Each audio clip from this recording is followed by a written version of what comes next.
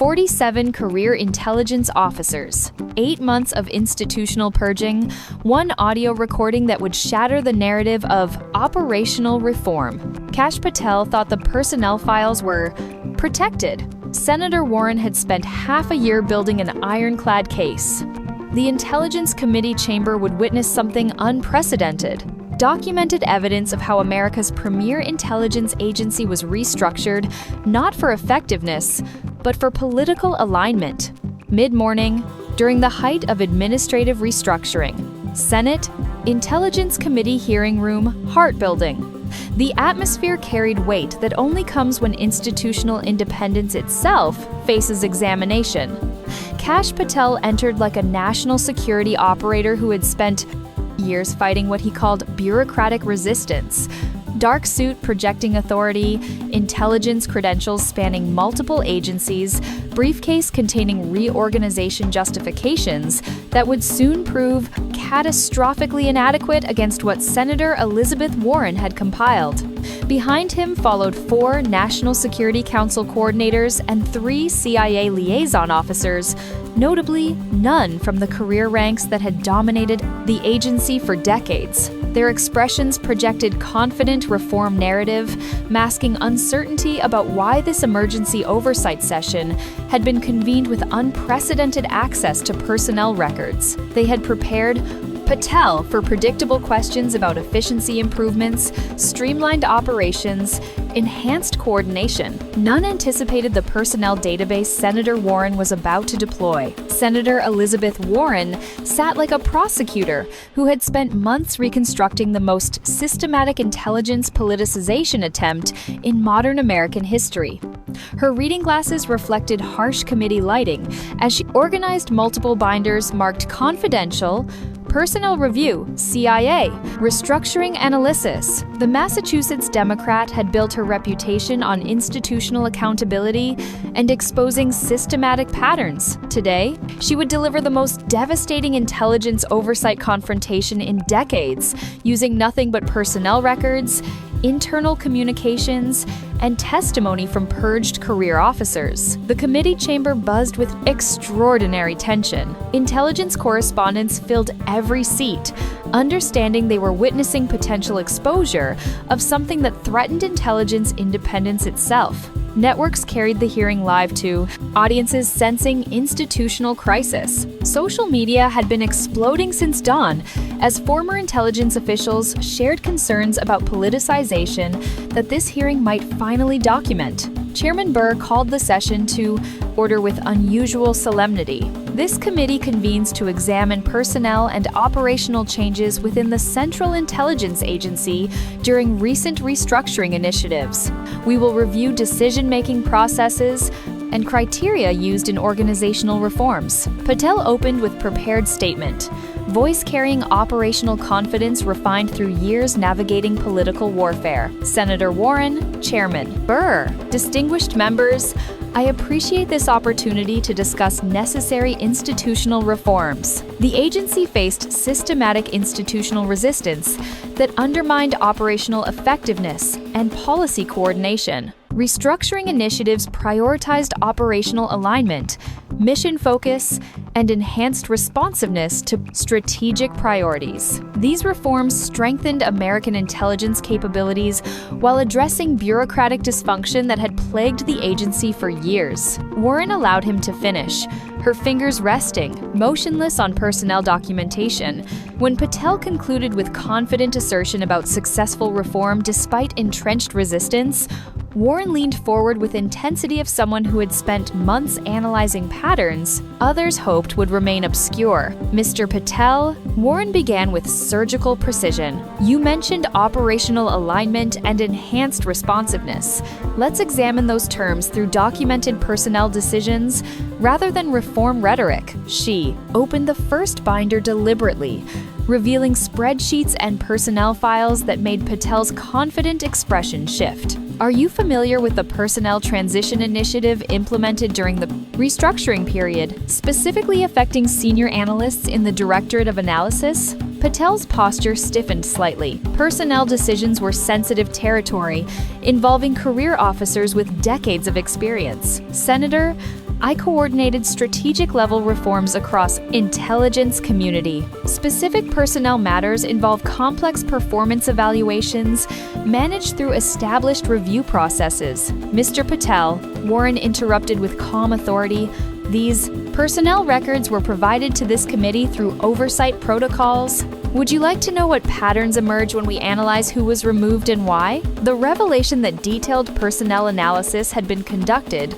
sent ripples through the chamber. Patel's team exchanged concerned glances. Between the initial restructuring announcement and final implementation, 47 senior analysts from the Directorate of Analysis were moved to early retirement transition or strategic reassignment. Warren continued methodically, all within an M&S 8-month period. That represents 34% of senior analytical staff in key regional and functional divisions. The scale 47 analysts, 34% of senior staff triggered visible reactions throughout the chamber. Senator, organizational restructuring necessarily involves personnel transitions that align talent with strategic requirements. Patel responded, confidence wavering slightly. Performance-based evaluations identified individuals whose analytical frameworks weren't adapting to evolving operational needs. Performance-based evaluations, Warren repeated slowly. Let me show you something interesting about these performance-based decisions. She displayed a document on committee screens. This is the personnel review matrix used during restructuring. See these evaluation criteria? Analytical flexibility, policy coordination, responsiveness, strategic alignment awareness. She looked up from the document. Mr. Patel, these aren't performance criteria. These are political compliance metrics. The characterization political compliance rather than performance evaluation detonated in the chamber. Senator, you're mischaracterizing professional complex evaluation standards that assess adaptability and coordination capabilities. Let me read you descriptions of the 47 analysts who were removed. Warren interrupted with controlled intensity. Analyst 1, 25 years experience, Russia portfolio, removed 4 months after producing assessment, concluding Russian interference capabilities exceeded official administration characterizations. Analyst 2, 22 years experience, China technology portfolio, removed 6 weeks after assessment questioning administration's technology policy assumptions. Analyst 3, 28 years experience, Ukraine energy sector, removed after assessment, suggesting administration policy created intelligence gaps. She paused, letting the pattern resonate. Every single removed analyst had one thing in common. They had produced intelligence assessments that complicated or contradicted administration policy preferences. The pattern was devastating. Not random performance issues, but systematic removal of analysts whose work created policy complications. Mr. Patel, 47 analysts, all senior, all with decades of experience, all removed within months, and all had produced analysis that didn't align with policy preferences. Does this appear like performance management or political purging? At this moment, Patel experienced visible institutional discomfort. His reform narrative was collapsing against documented patterns showing systematic targeting. Senator, analytical quality requires alignment between intelligence products and strategic frameworks that policymakers can operationalize. Intelligence doesn't exist to be operationalized. Warren cut him off sharply. It exists to inform. Let me show you internal communications from your coordination office. She produced new documentation. This is memorandum titled Enhanced Coordination Framework for Analytical Products. Quote, intelligence assessment should reflect understanding of strategic policy priorities. Analytical products that create policy complications rather than policy options indicate misalignment between intelligence function and operational requirements. Personnel demonstrating consistent misalignment may benefit from transition to roles with reduced policy coordination responsibilities. End quote.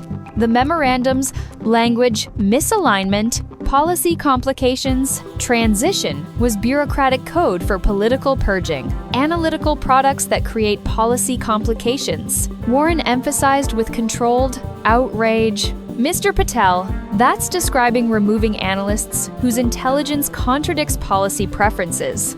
That's textbook politicization. Patel's hands gripped the witness table. Edge. Senator, coordination between intelligence and policy requires professional understanding of how intelligence products support or undermine strategic objectives. Support or undermine. Warren repeated.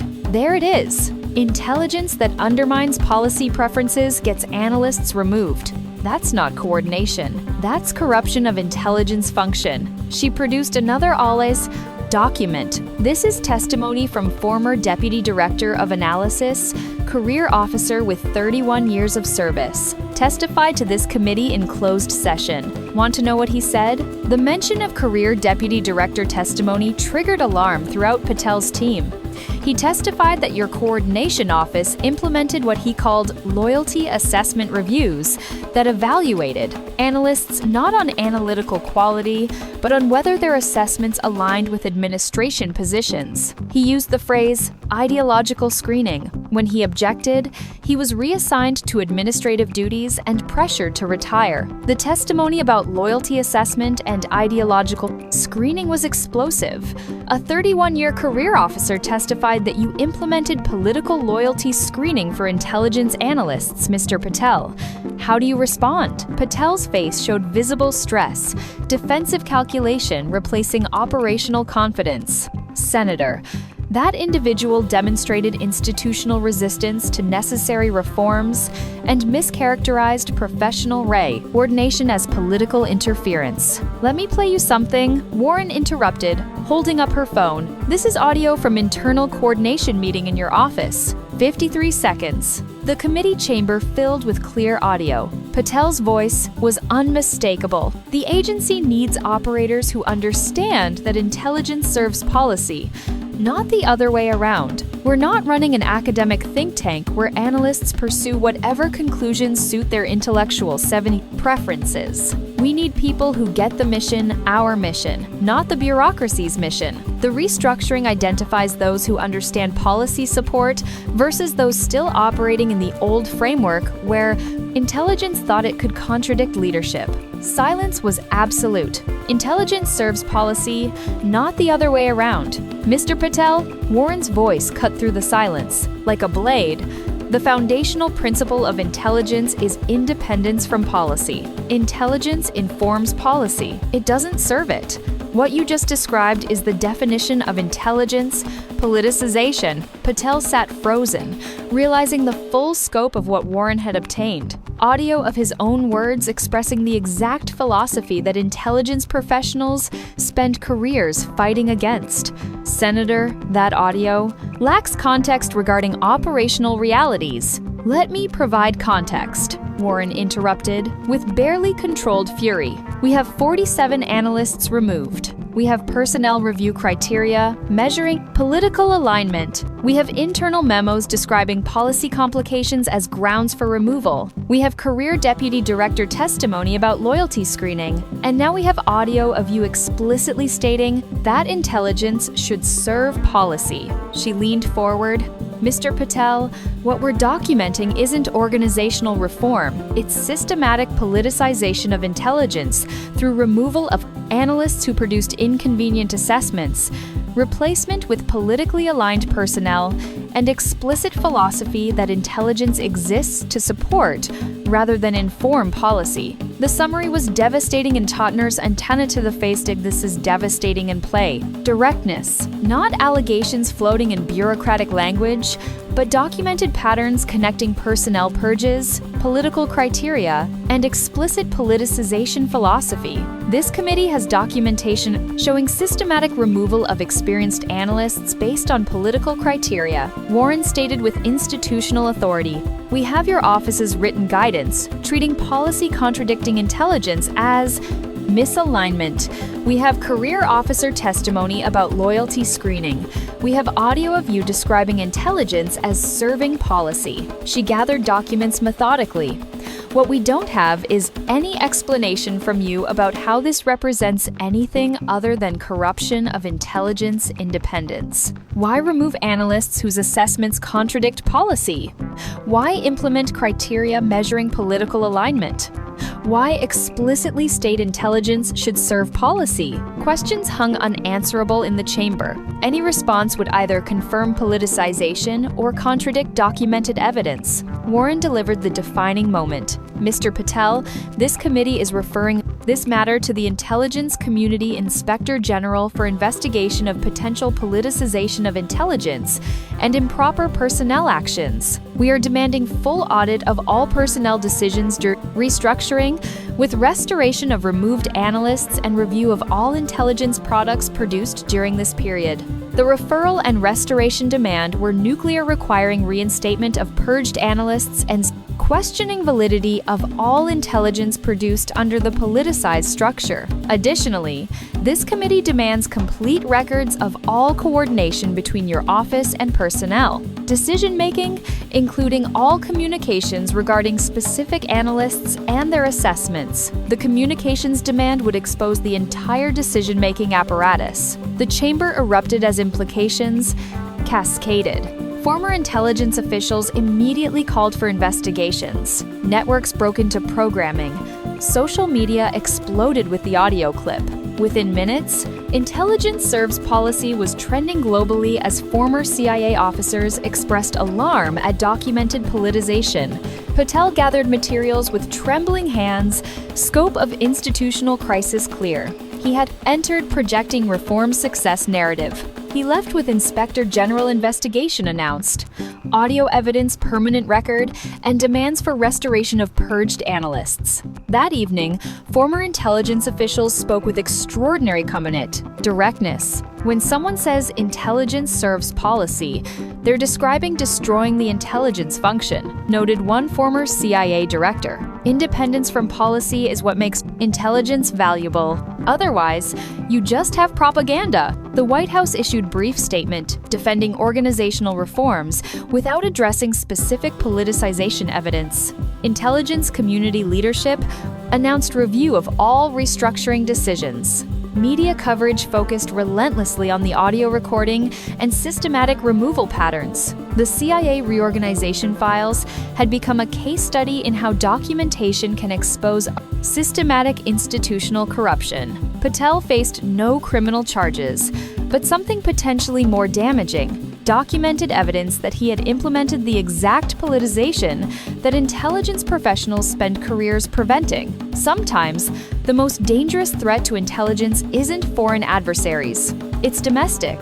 Politicization. Warren proved that systematic purging of analysts based on political criteria, combined with explicit philosophy that intelligence serves policy, represents fundamental corruption of intelligence function, even when packaged as organizational reform. The audio recording when Patel said intelligence serves policy would follow every future debate about intelligence independence. The documented removal of 47 analysts whose assessments contradicted policy would serve as textbook example of politicization. If this story revealed tensions between policy preferences and intelligence independence, the next investigation might involve agencies you assumed were protecting that independence. This story is a work of fiction set in an alternate narrative universe. It does not depict real events, crimes, or factual allegations. The character presented is a fictionalized construct used for dramatic storytelling purposes only.